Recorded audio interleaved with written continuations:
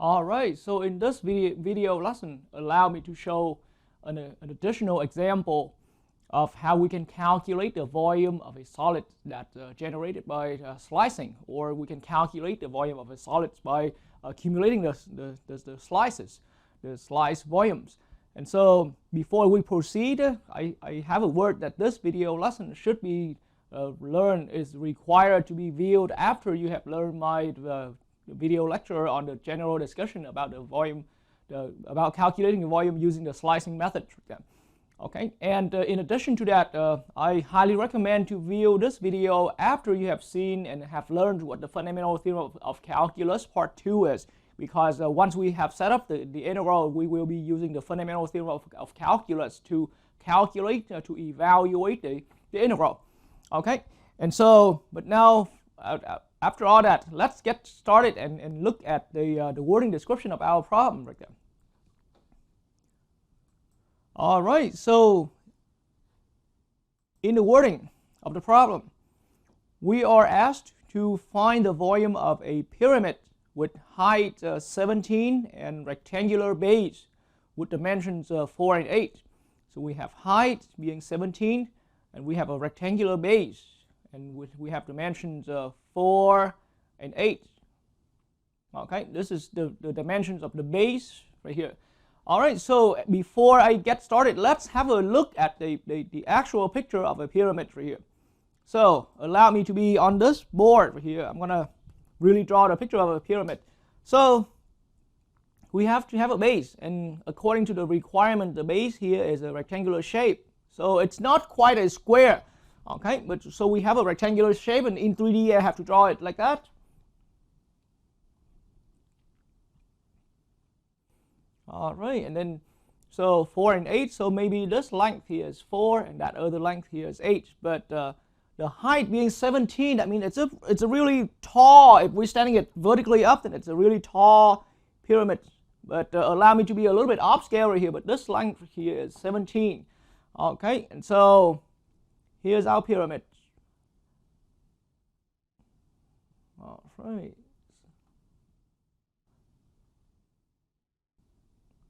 And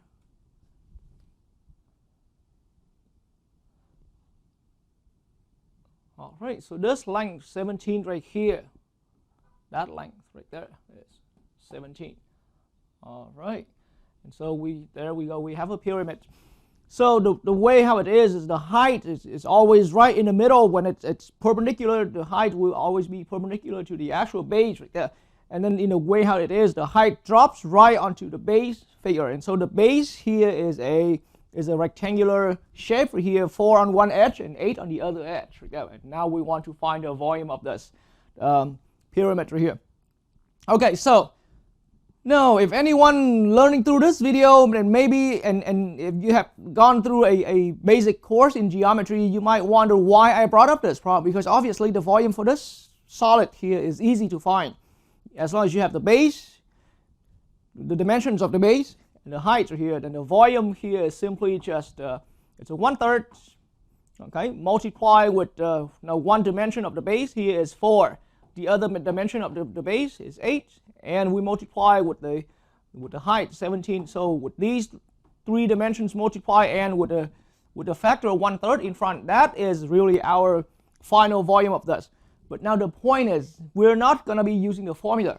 Okay, we're not going to be using the formula. We want to see how we can apply calculus and seeing the slicing methods, the method that we accumulating slide volumes right here into calculating it. And so at the end, as an expectation here, I am expecting that at the end of my work using calculus, we are going to end up with the exact equal numerical value with whatever we have done using the formula here. All right, so just to be clear, we are not going to be using the formula as we have already learned through elementary geometry, but we're actually going to be using calculus as a technique right here, and we're using slice method. And so in a picture like this, allow me to share my experience to point out how we can, place the picture properly so that we can see the slicing method to appear. Okay. And so now I am actually going to erase this and allow me to draw a different picture. So this time I'm going to set the pyramid sideways like this. Okay, so imagine that the pyramid is being placed sideways, and that's what we're doing. And so and we have our choice to put the shorter side here and the longer side here, but I decide to put 8 here, and then it's 4 there. Okay, and so the height is from the tip is going through this. Okay, so this is the height. It's going through right there. All right, and as a matter of fact, allow me to place the height really horizontally, as much horizontally as I can. And then so here it's 8.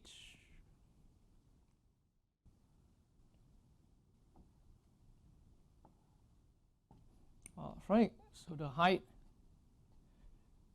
drops right into the middle. Okay, so it's 8 here, it's 4 here. And then this total length is 17.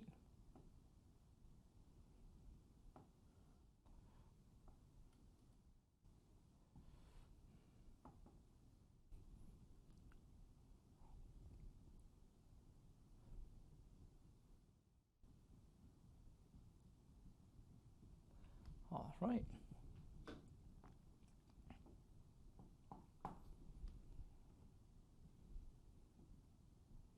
So I will place my picture like that, okay, so that we can start seeing, so that I can start showing the breaking down of how we can see the slicing region right there. I mean the slicing of the face area. So you can start seeing that each slice is going to be just whatever the cross section here, okay, that if we're placing our eyes looking straight at the bottom, okay, and then it's each one of here can be a slice like that. But here's the thing, I'm not rushing into taking a picture like that. No, I am, so from where the stripe, I mean from here where this height is, okay, then I'm going to imagine I'm only going to cut, think about with this complete pyramid, I'm not calculating, the idea now is that I'm going to produce, so this height being 17 is dropping down right at halfway of that length, the 8 on this side right here. So instead I'm going to generate the following pyramid right here. Okay, I'm going to generate that pyramid. I'm going to generate this solid that is really just half. Okay, so it's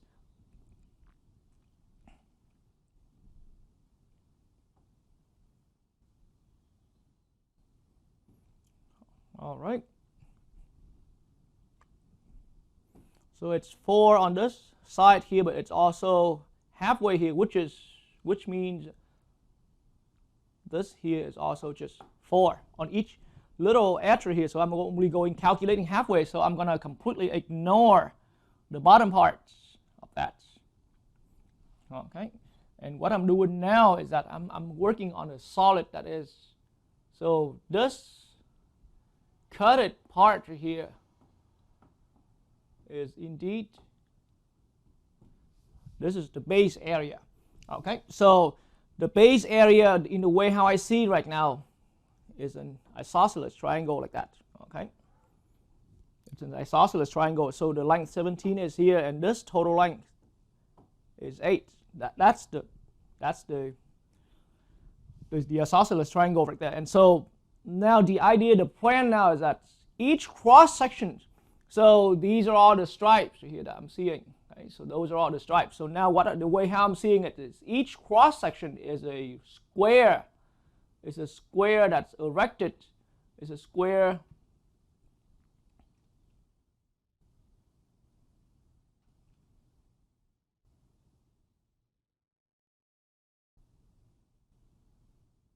right. So each cross section, I'm a little off scale here, but each cross section is a square that has, see, this is equal edge right here. So 4 here, 4 there, and 8 is no longer 8. It's just each halfway distance here is only 4. So we're going to mainly focus on calculating this one solid first, and then we double that. We imagine there's another piece below that which double the volume here. Okay, and so that's the plan right here. But again, in the picture that I'm seeing, and actually here it's in my dimension here, it should not be 8. It should be just 4 here.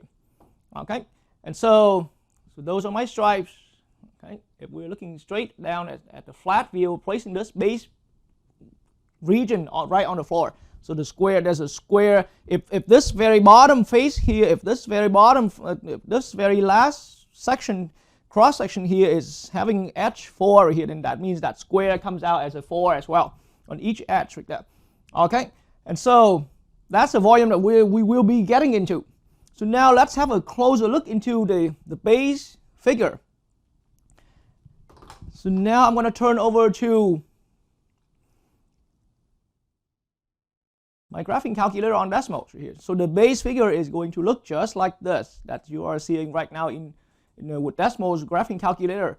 So it's an isosceles triangle. Okay, and this length here at the end is meant to be 4. Okay, this length here is meant to be 4. And then we're going to be, so now once we identify the region, the base region, and like I said earlier, we don't have to, at the beginning of this problem, we don't need to worry about the axes. And now I'm gonna put the major axes, because now the stripes are all those, we can place the stripes being, these are the parallel stripes that are, so I place the stripe in a way that it's parallel to this very last edge right here. So here's the isosceles triangle. So my stripes are all parallel to this last edge.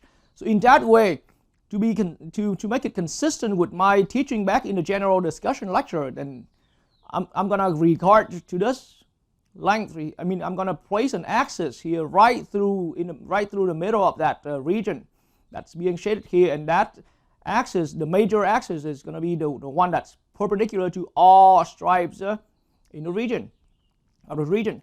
So anywhere that I place the stripe is perpendicular to the major axis right here.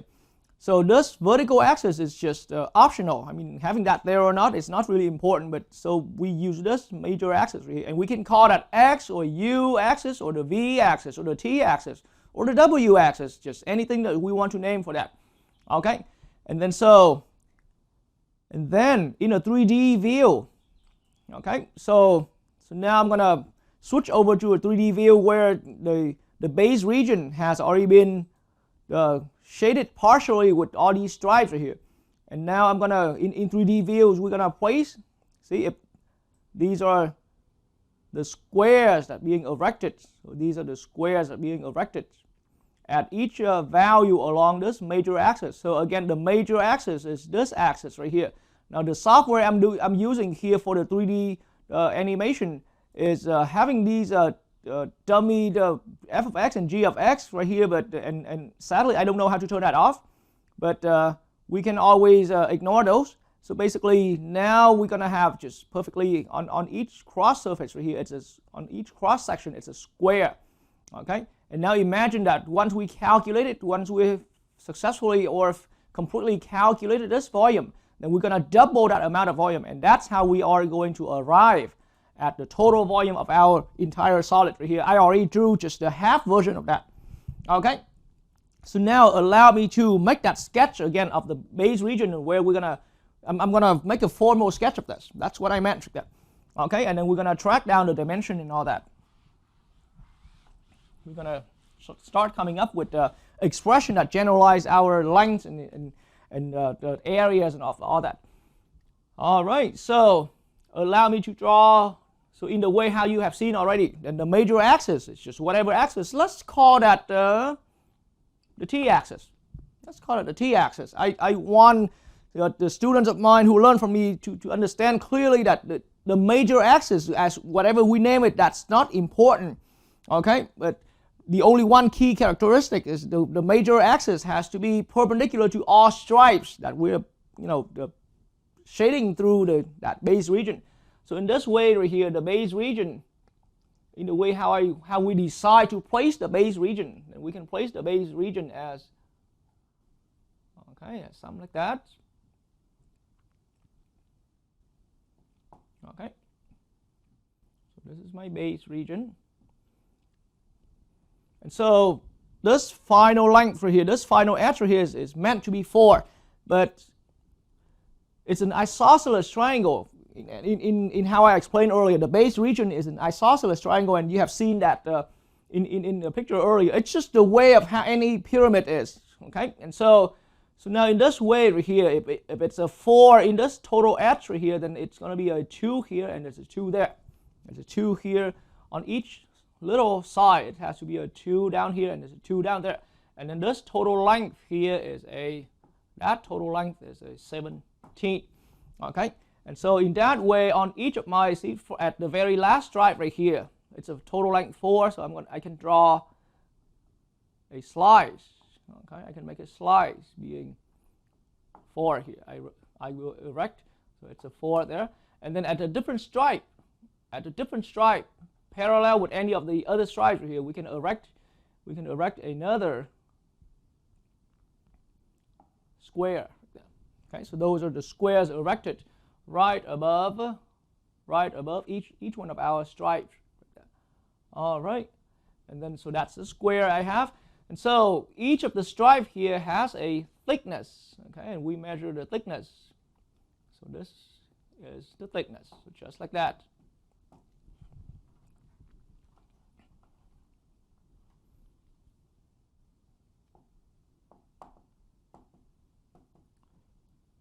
We have a thickness. So the thickness here will be the infinitesimally small change in relative to this major axis that we're placing here.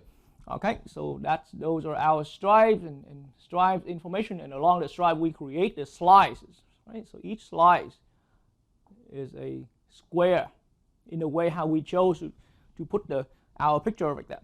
Okay, in the way how we chose to construct our figure. All right, so in that way,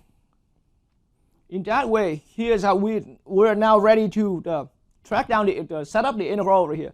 Again, let's go back to that fundamental about setting up the integral for calculating this volume based on that fundamental I introduced in the general discussion lecture over here. What we need here is a generalization for the slice area, the area on each slice. Okay, and then we're going to multiply that with the thickness. That gives us the volume of one thin slice. That slice or that slice or that slice, any slice has a thickness on that slice. Okay, and then it has an area right on that slice right there. And keep in mind again, the idea, the one generality on each slice here is that it's one common shape throughout all slices. Okay, it's the same shape throughout all slides, but it's going to get scale large or scale small depending on where we put our stripes at. Okay, and then so, but in a way how we're erecting it, then each slice has an area, and we will come up with a way to generalize that. And then we're going to be accumulating all of these slice volumes from a start to an end, and that's how we can get the volume of this total solid right there. But now don't forget, whatever the accumulation we're doing here in this particular problem is only half of the actual pyramid. Because recall that I was actually doing this. Okay, our actual pyramid was this one.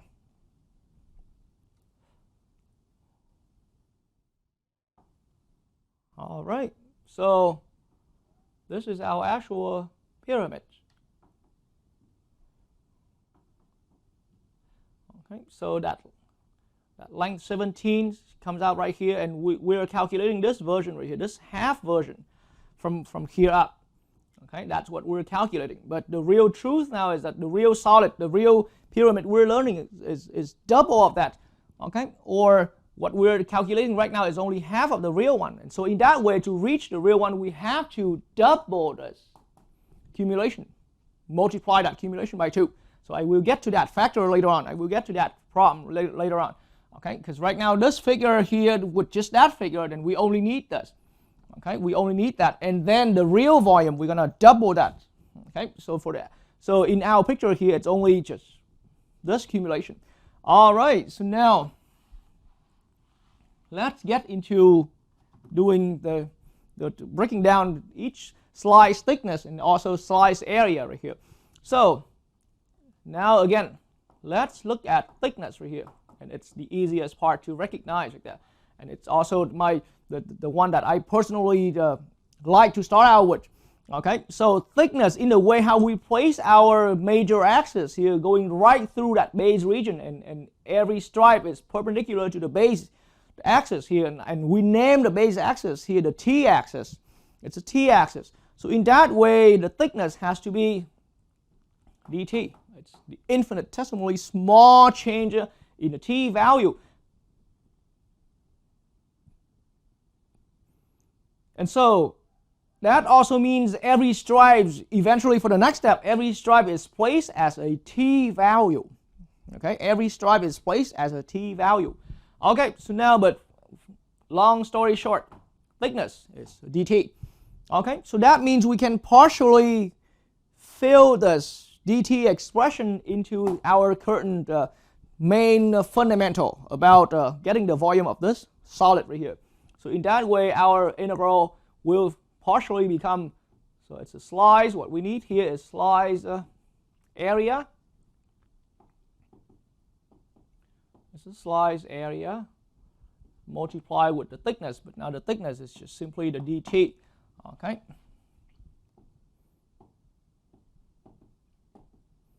Slice area multiplied with thickness, but now dt, and we will also get to finding where the start is and where the end is.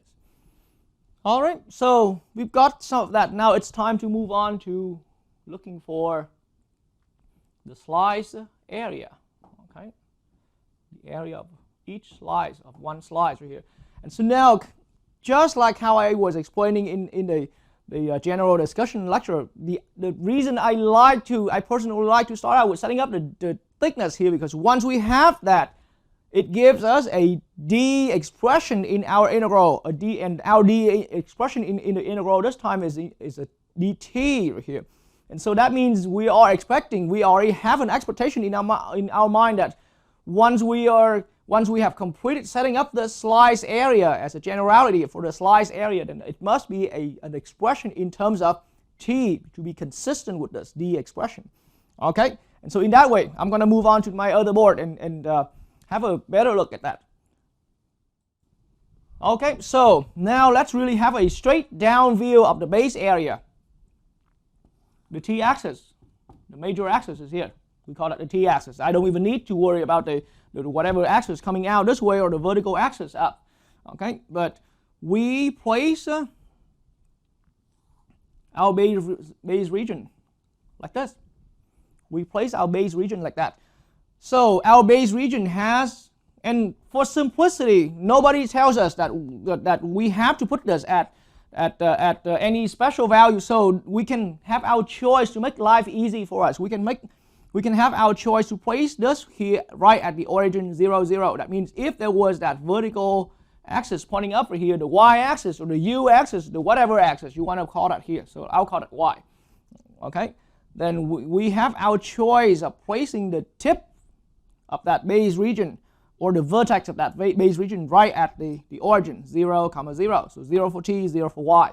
Okay, so that means the length 17, the length being 17 for the height right here is responsible for ending up right here at so at this right end right here, that it is t equals 17. So t equals 0 is this beginning point. Okay, t equals 0 is the start, and then it's ending at t equals 17. And every slice, every stripe is perpendicular like that. Okay, perpendicular with the major axis. But now, as a further impact, the way how I'm seeing is, see, it's a straight line. It's just the way how pyramid is. Each boundary here, aside from this vertical edge, then each boundary here is a line, right? It's a line, and then they are quite symmetric. So here's how I see it. A line, as we start putting in axes there, with the graphing axes, then this line all of a sudden we realize it has slope and y-intercept and all that. It has slope and y-intercept and all that, because it's, in the end it's a line. And so this line here starts at 0 and end at that point wherever it's 17, and it should be this length right here, okay? It should be a total of 2 here, and it's a total of 2 down here, okay? According to that picture that I was pointing earlier. In this picture, this is that base region that we now to put that in the floor view right here. So it's a 2 here and it's a 2 here, so that we have a 4 total here.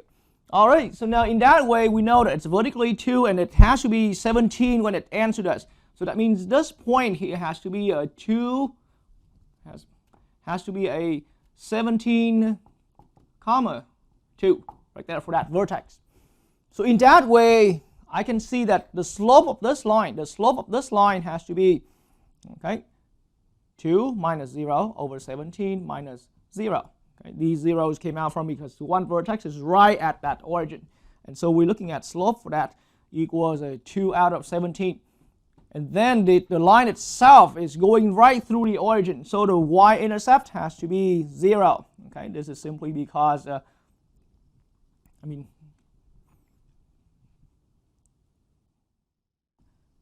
because the line, okay,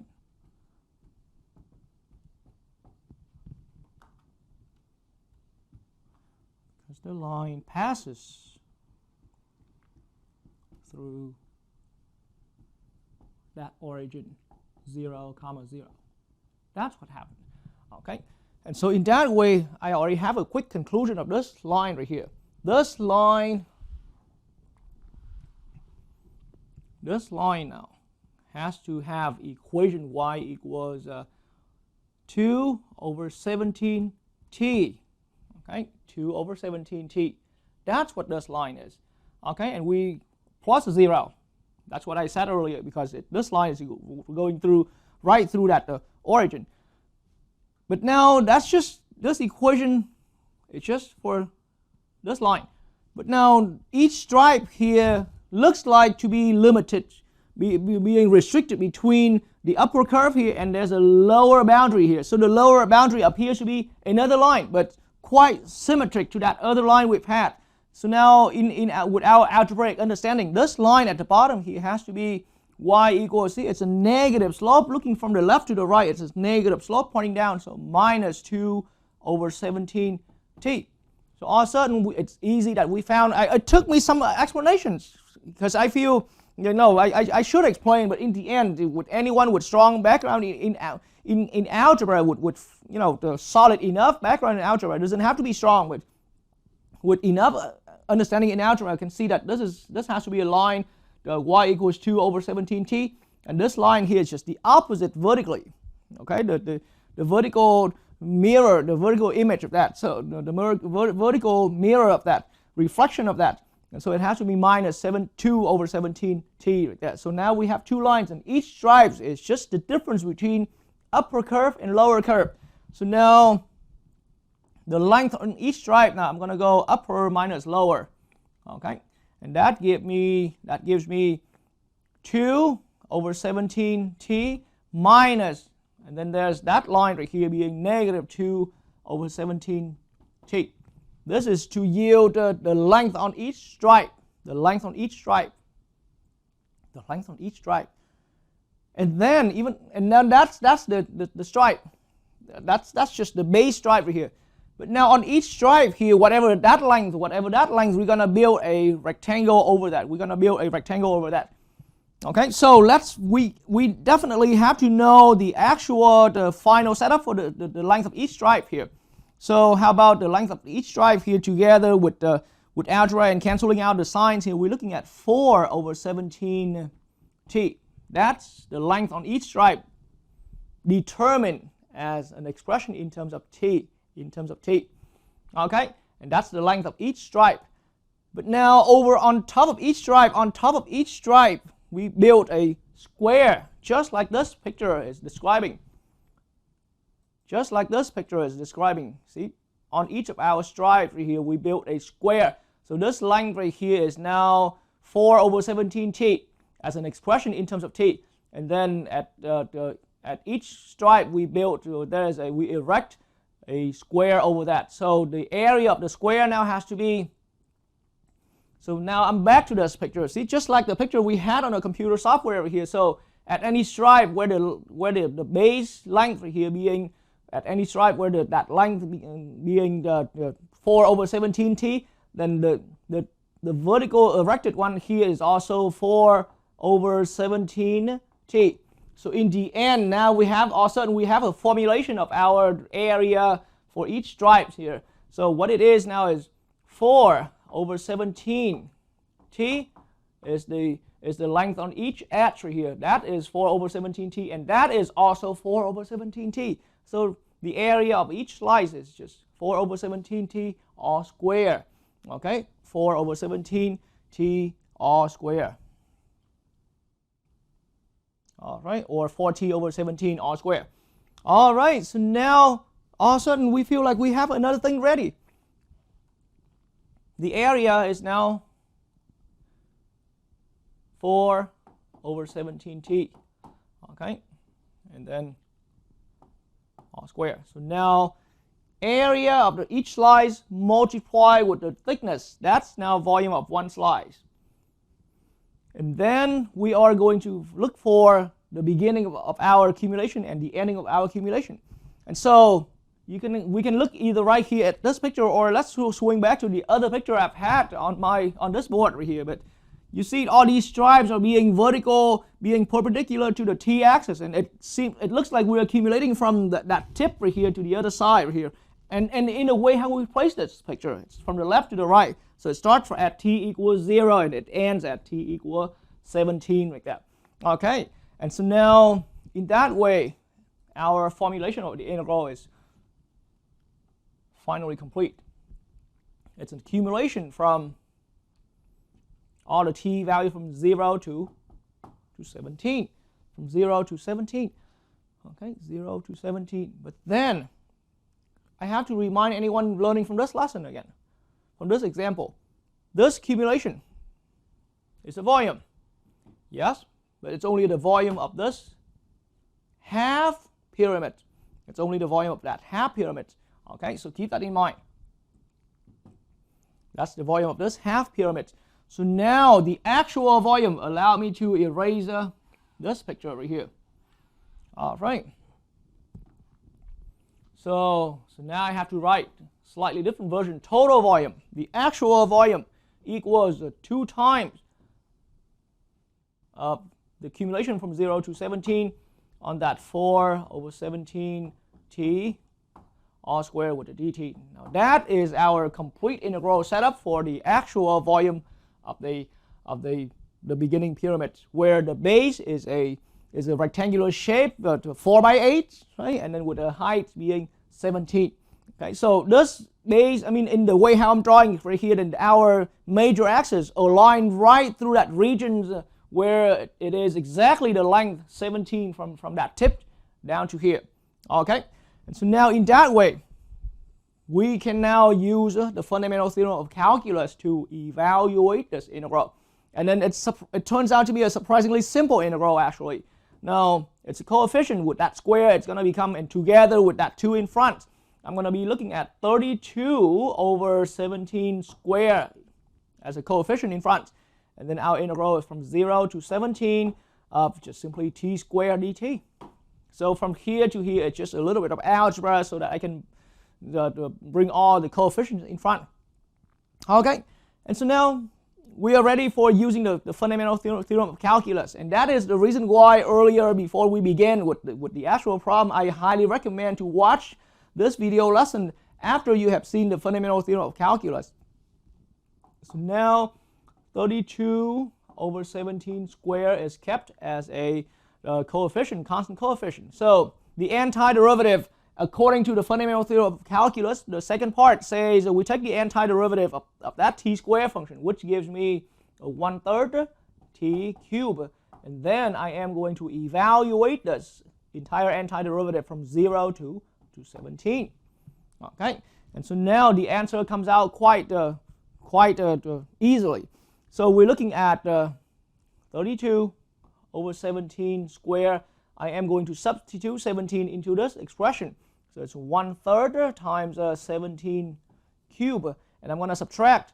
Now I don't even need to swing by my calculator at the computer station, because substituting 0 into this antiderivative gives me another 0 out right here. So I mainly only have to worry about this major calculation here, because everything else is a 0.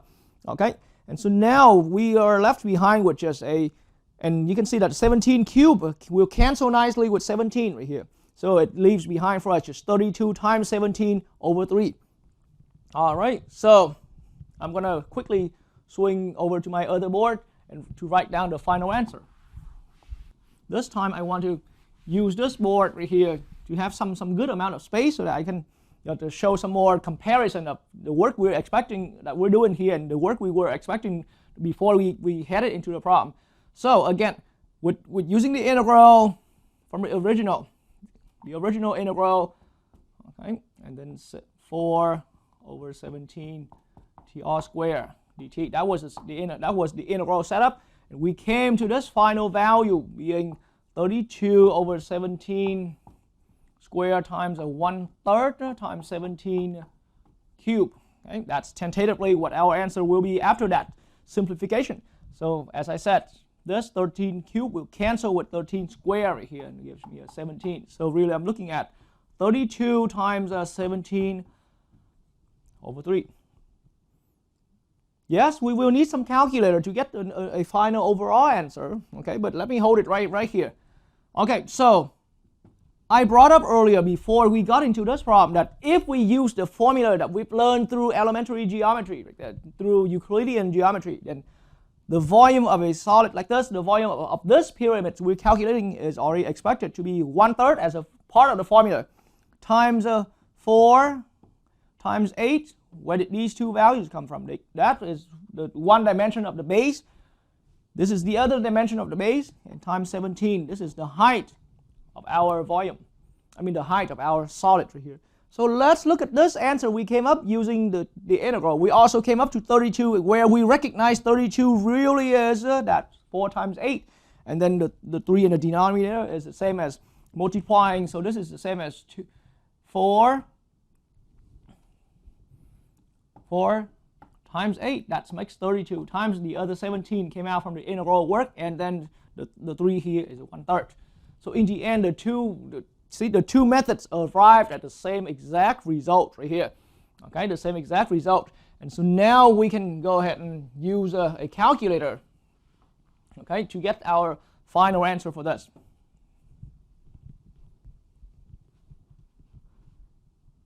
All right, so my calculation came out 544 over 3 right here, and this is our final numerical volume, okay, for this solid.